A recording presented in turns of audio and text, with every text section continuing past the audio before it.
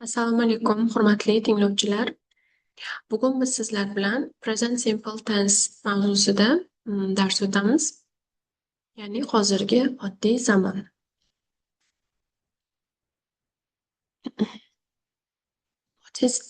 What is present simple?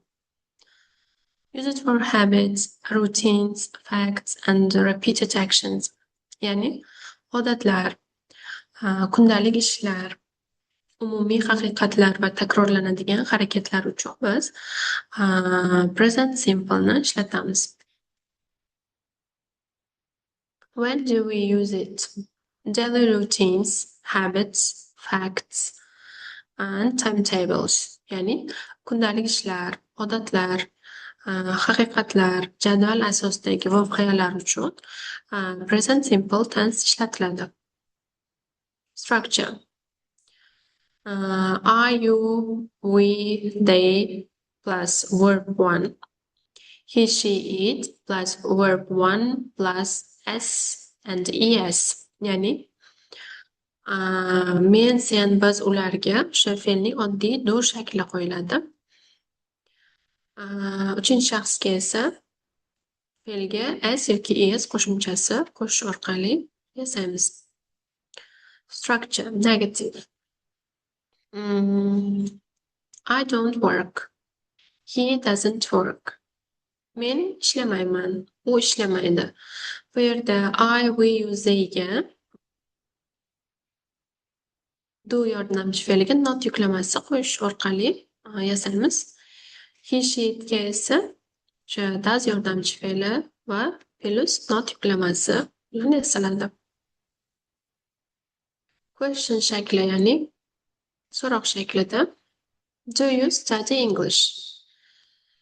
Do va does yordamchi fe'llari egidan oldinga chiqish orqali biz so'roq shaklini yasaymiz. Does she play tennis? U tennis o'ynaydimi? Signal words. Usually, always, often, sometimes, never, every day, every week. Bu so'zlar present simple'ni kalit so'zlari hisoblanadi. Biz qachonki testlarda shu kalit so'zlarga duch kelsak, demak, hech ikkilanmasdan present simple javobini belgilashimiz kerak bo'ladi. Examples. I get up at 7 a.m. She goes to school every day. They play football on Sundays. Ular o'sha yakshanba kunlari futbol o'ynashadi. Men soat 7da turaman. U har kuni maktabga boradi. Kabi. Spelling rules. Play, plays, watch, watches, study, studies, go, goes shaklida o'zgaradi. Bu yerda exercise'lar ham berilgan. Sizlarga vaqt beriladi va shu vaqt oralig'ida bu uchtagina gapni present simple'da qo'yib chiqishingizga to'g'ri keladi. Masalan, birinchisini ko'rsataman. Complete.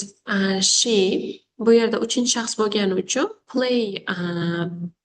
play fe'liga s qo'shimchasini qo'shamiz. She plays tennis. U tennis o'ynaydi. They go to school. Bu yerda o'sha they bo'lgani uchun biz fe'lning to shaklidan, ya'ni go'ni o'zini qo'yish bilan present simple'ni yasaymiz. Uchinchisida esa he studies English. Uchinchi shaxs bo'lgani uchun bu yoqqa es qo'shimchasi qo'shilyapti. Bu yerda answers bor. Summary. Qisqacha qilib aytadigan bo'lsak, present simple habits plus routines plus facts. Ya'ni odatlar uchun ishlatamiz, kundalik ishlar, doimiy takrorlanadigan ishlar uchun va mutlaq haqiqatlar uchun biz present simple'ni ishlatamiz. Present simple haqida gapiradigan bo'lsak, ma'lumotlar ko'p, lekin qisqacha qilib tushuntiradigan bo'lsak, o'sha qachon ishlatilishi, formulasi va kalit so'zlarini o'rganish orqali biz bu zamonni osongina o'rganishimiz mumkin.